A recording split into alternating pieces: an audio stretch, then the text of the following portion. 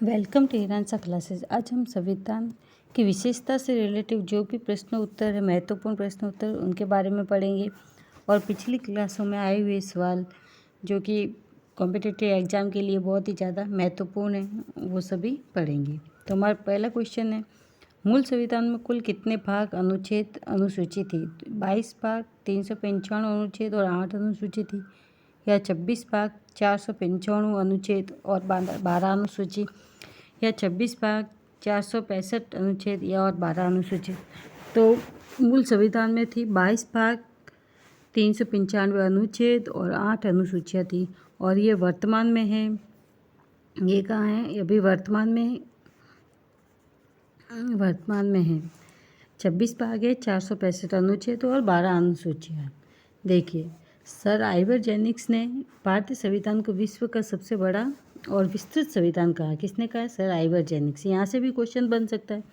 मूल रूप से संविधान में प्रस्तावना में 22 भाग, 395 अनुच्छेद और 8 अनुसूचियाँ थी, और वर्तमान में 26 भाग, 465 अनुच्छेद और 12 अनुसूचियाँ हैं। नेक्स्ट, अटॉर्नी जनरल की नियुक्ति और शक्तियाँ किस संविधान से ली गई? कनाडा के संविधान से, अमेरिका के संविधान से, या 1935 के अधिनियम से? तो अटॉर्नी जनरल की नियुक्ति और शक्तियाँ ली गई 1935 के अधिनियम से। इससे रिलेटिव और पढ़ते हैं। देखो, 1935 से क्या क्या लिया गया? भारत सरकार अधिनियम 1935 से लिए गए प्रावधान, एक तो संघीय व्यवस्था है, एक कार्यपालिका शक्तियों का राष्ट्रपति में निहित होना है। ये सारा ही रट लेना, क्योंकि इससे क्वेश्चन हमेशा एक बन के आता ही है। कार्यपालिका शक्तियों का राष्ट्रपति में निहित, संघीय व्यवस्था, अटॉर्नी जनरल की नियुक्ति और राष्ट्रपति की विधेयक पर स्वीकृति संबंधी प्रावधान, अर्थात स्वीकृत कर भी सकता है, नहीं भी कर सकता, और उसके वीटो पावर से रिलेटिव शक्ति। राष्ट्रपति के आपातकालीन उपबंध, सर्वोच्च न्यायालय की राष्ट्रपति को सलाह देने की शक्ति, संघीय लोक सेवा आयोग की स्थापना की शक्ति और 7वीं अनुसूची में सम्मिलित तीनों अनुसूचियाँ, ये सभी 1935 के अधिनियम से भारत के संविधान में लिए गए हैं। नेक्स्ट, भारतीय संविधान में विधि का शासन किस देश के संविधान से लिया गया? विधि का शासन अमेरिका से, ब्रिटिश से या आयरलैंड से? तो विधि का शासन लिया गया है आयरलैंड से। विधि का शासन ये ब्रिटिश से लिया गया है।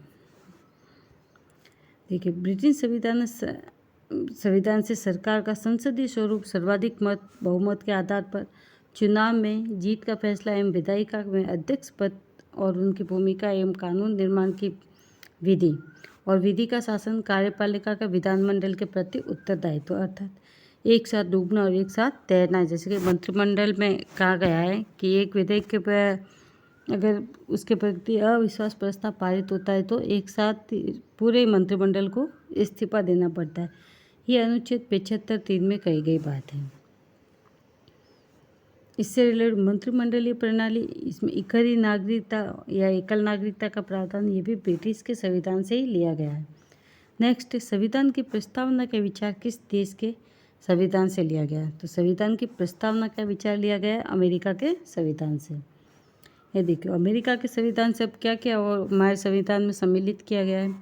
संविधान की प्रस्तावना का विचार मौलिक अधिकार, न्यायिक पुनरावलोकन, न्यायपालिका की स्वतंत्रता और राष्ट्रपति पर महाभियोग की प्रक्रिया और उच्चतम और उच्च न्यायालय में न्यायाधीशों को हटाने की प्रक्रिया, ये सभी अमेरिका के संविधान से लिए गए हैं। नेक्स्ट, राष्ट्रपति द्वारा राज्यसभा में सदस्यों का मनोनयन करना किस देश के संविधान से लिया गया है? अमेरिका से, ब्रिटेन से या आयरलैंड से? तो राज्यसभा में सदस्यों का मनोनयन लिया गया है आयरलैंड के संविधान से। इससे रिलेटिव देखते, आयरलैंड के संविधान से राज्य के नीति निर्देशक तत्व, राष्ट्रपति की निर्वाचन प्रणाली एवं राष्ट्रपति द्वारा राज्यसभा के लिए सदस्यों की मनोनयन प्रक्रिया, ये सभी आयरलैंड के संविधान से लिया गया है। नेक्स्ट क्वेश्चन है, स्वतंत्रता, समानता और बंधुत्वता का विचार किस देश के संविधान से लिया गया? तो स्वतंत्रता, समानता और बंधुत्वता का विचार फ्रांस के संविधान से लिया गया है। नेक्स्ट, नेक्स्ट है, फ्रांस के संविधान से देखिए, स्वतंत्रता, समानता और बंधुत्व का विचार का सिद्धांत एवं गणतंत्रात्मक व्यवस्था, क्या गणतंत्रात्मक व्यवस्था भी फ्रांस के संविधान से ली गई है। नेक्स्ट, भारतीय संघ के लिए यूनियन शब्द का तथा राज्यपाल की नियुक्ति किस देश के संविधान से लिया गया है? तो राज्यपाल की नियुक्ति और यूनियन शब्द लिया गया है फ्रांस से, कनाडा से या अमेरिका के? तो यूनियन शब्द लिया गया है कनाडा से। इससे रिलेटिव देखते, देखो कनाडा के संविधान से एक अर्ध संघात्मक सरकार का स्वरूप अर्थात सशक्त केंद्रीय सरकार वाली संघात्मक व्यवस्था, यानी शक्तियाँ केंद्र में और कुछ शक्तियाँ राज्यों के बीच में कर दी गई है। केंद्र और राज्यों के बीच शक्तियों का विवरण, अवशिष्ट शक्तियों का सिद्धांत। ये क्वेश्चन भी कई बार एग्जाम में आ गया है कि अवशिष्ट शक्तियों का सिद्धांत भारतीय संविधान में किस देश के संविधान से लिया गया? तो ये कनाडा के संविधान से। अर्थात केंद्र और राज्य के बीच में शक्तियों का बंटवारा करने के बाद कुछ ऐसी शक्तियाँ होती है जिस पर कानून बनाने का अधिकार केंद्र को ही होता है। भारतीय संघ के लिए यूनियन शब्द का प्रयोग व राज्यपाल की नियुक्ति, ये भी कनाडा के संविधान से ही लिया गया है। नेक्स्ट, भारत में मूल कर्तव्य किस देश के संविधान से जोड़े गए हैं? मूल कर्तव्य फ्रांस से, अमेरिका से, रूस से या जर्मनी से? तो मूल कर्तव्य जोड़े गए हैं रूस के संविधान से। ये देखिए, रूस के संविधान से मूल कर्तव्य जो कि 42वां संविधान संशोधन 1976 के द्वारा जोड़े गए। कौन सा? 42वां संविधान संशोधन। नेक्स्ट, भारतीय संविधान में आपातकालीन उपबंध किस देश के संविधान से लिया गया? अमेरिका से, कनाडा से या जर्मनी या जापान से? तो किससे लिया गया आपातकालीन उपबंध? जर्मनी के संविधान से लिया गया है। इससे रिलेटिव जर्मनी के संविधान से आपातकालीन उपबंध लिया गया है। बस यही है एक जर्मनी के संविधान से लिया हुआ। तो नेक्स्ट, राज्यसभा में सदस्यों के निर्वाचन की प्रक्रिया को किस देश के संविधान से लिया गया? राज्यसभा में संविधान के निर्वाचन की प्रक्रिया को दक्षिण अफ्रीका से, जापान से या ऑस्ट्रेलिया से लिया गया? तो राज्यसभा में संविधान से निर्वाचन की प्रक्रिया को लिया गया है दक्षिण अफ्रीका के संविधान से। तो राज्यसभा के सदस्यों के निर्वाचन की प्रक्रिया और संशोधन प्रक्रिया दोनों ही दक्षिण अफ्रीका के संविधान से लिया गया है। नेक्स्ट, भारतीय संविधान में संसद में संयुक्त अधिवेशन का प्रावधान किस देश के संविधान से लिया गया? संयुक्त अधिवेशन जापान से, ऑस्ट्रेलिया से, अमेरिका से या दक्षिण अफ्रीका से? तो संयुक्त अधिवेशन का प्रावधान लिया गया है ऑस्ट्रेलिया के संविधान से। समवर्ती सूची एवं संसद के संयुक्त अधिवेशन, जो कि अनुच्छेद 208 में दिया गया है कि दोनों सदनों की संयुक्त बैठक करवाई जाती है। तो किससे लिया गया? ये ऑस्ट्रेलिया के संविधान से।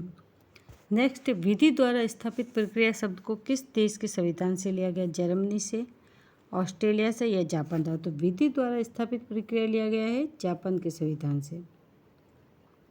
देखिए, जापान के संविधान में उल्लेखित विधि द्वारा स्थापित प्रक्रिया तो ली गई जापान से और विधि द्वारा स्थापित लिया गया है से ब्रिटेन की संविधान से। नेक्स्ट, वर्तमान में भारतीयों को कुल कितने मूल अधिकार प्राप्त है? 5, 6 या 7? तो वर्तमान में भारतीयों को पहले तो 7 मूल अधिकार प्राप्त थे और 44वें संविधान संशोधन के द्वारा जब संपत्ति के अधिकार को इसे कानूनी अधिकार बना दिया गया तब से कितने? 6 मूल अधिकार प्राप्त थे। इससे रिलेटिव देखते, वर्तमान में भारतीय संविधान में नागरिकों को 6 मूल अधिकार प्राप्त हैं। मूल रूप से संविधान में कितने थे? 7 थे, जिसको 44वें संविधान संशोधन अधिनियम द्वारा संपत्ति के मूल अधिकार को समाप्त कर इसे कानूनी अधिकार बना दिया गया है। नेक्स्ट, निम्न में से किसका उद्देश्य एक लोक कल्याणकारी राज्य की स्थापना करना? मौलिक कर्तव्य, मूल अधिकार या नीति निर्देशक तत्व? तो लोक कल्याण के राज्य की स्थापना का उद्देश्य है नीति निर्देशक तत्व का। इससे रिलेटिव देखते हैं, राज्य के नीति निर्देशक तत्व भारतीय संविधान के भाग 4 में अनुच्छेद 36 से 51 तक। नीति निर्देशक तत्व कहाँ तक है? अनुच्छेद 36 से 51 तक। कुछ ऐसे निर्देशों का उल्लेख है जिन्हें पूरा करना राज्य का पवित्रतम कर्तव्य माना गया है। इन्हें राज्य के नीति निर्देशक तत्व कहा जाता है। इनका उद्देश्य भारत में एक कल्याणकारी राज्य की स्थापना करना है। नेक्स्ट, मूल कर्तव्य का उल्लेख संविधान के किस भाग में है? मूल कर्तव्य का भाग 4, भाग 3 या भाग 4 का? तो मूल कर्तव्य का उल्लेख तो है संविधान के भाग 3 में। देखिए मौलिक कर्तव्य, मूल संविधान में मौलिक कर्तव्य का उल्लेख नहीं है, लेकिन इन्हें किससे कब जोड़ा गया है? इन्हें स्वर्ण सिंह समिति की सिफारिश पर 42वां संविधान संशोधन सन 1976 के माध्यम से आंतरिक आपातकाल, जब इंदिरा गांधी जी का शासन था तो 75 से 76 के बीच में आंतरिक आपातकाल के दौरान शामिल किया गया, जिसमें मौलिक कर्तव्य का उल्लेख संविधान के भाग 4 क में अर्थात 4(1) में किया गया, 51 क में किया गया। किसमें किया गया? भाग 4 क में कर्तव्य का। और मूल अधिकार का किया गया है 3 में अधिकार का, मूल अधिकार 3 में और मौलिक कर्तव्य भाग 4 क में।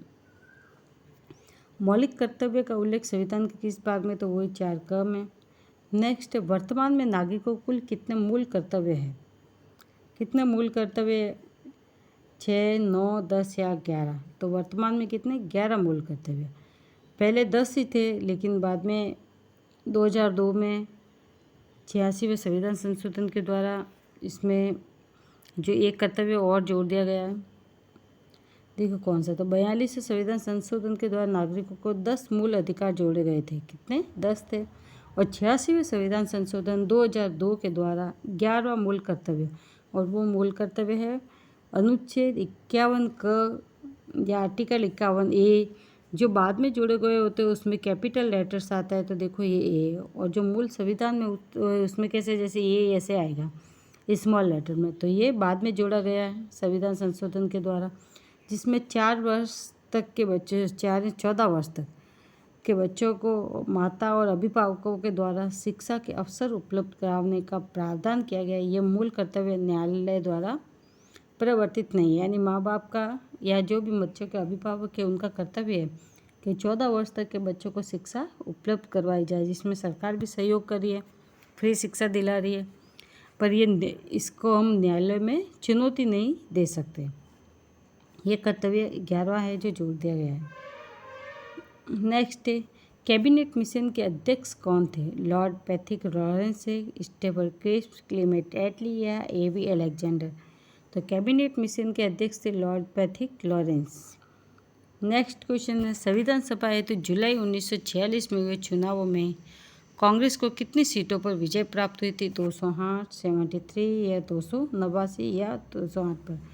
तो कांग्रेस को 208 सीटों पर विजय प्राप्त हुई थी और चुनाव हुआ था 289 के लिए, और 73 थे ये मुस्लिम लीग के थे।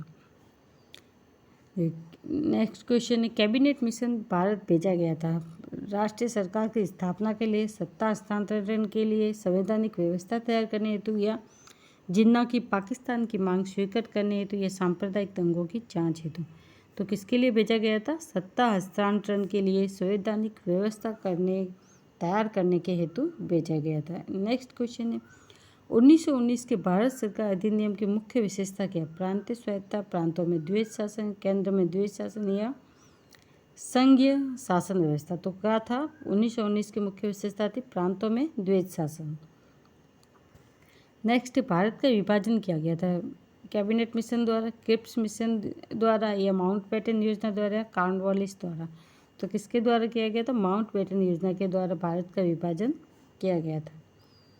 नेक्स्ट, 1935 का भारत सरकार अधिनियम क्यों महत्वपूर्ण है? इसमें प्रांतीय द्वैध शासन की व्यवस्था थी, इसके द्वारा भारत में पहले निर्वाचन हुआ, इसके द्वारा रियासतों को समाप्त किया गया। ये भारतीय संविधान का प्रमुख स्रोत है। तो ये क्या है? ये भारतीय संविधान का प्रमुख स्रोत है। नेक्स्ट, भारत हेतु संवैधानिक सुधारों से संबंधित मॉन्टेग्यू चैम्फोर्ड रिपोर्ट किस वर्ष प्रकाशित हुई? 1909 में, 1919 में, 1927 या 1931 में? तो मॉन्टेग्यू चैम्फोर्ड रिपोर्ट्स कब प्रकाशित हुई? 1919 में। नेक्स्ट, भारत सरकार अधिनियम 1935 की मुख्य विशेषता क्या है? प्रांतीय स्वायत्तता, महिला मताधिकार, सांप्रदायिक निर्वाचन प्रणाली या प्रांतीय द्वैध शासन? तो क्या है? प्रांतीय द्वैध शासन, जो कि 1935 की मुख्य विशेषता है। नेक्स्ट, किस अधिनियम द्वारा बंगाल, उत्तर पश्चिमी सीमा प्रांत और पंजाब में विधान परिषदों का गठन किया गया?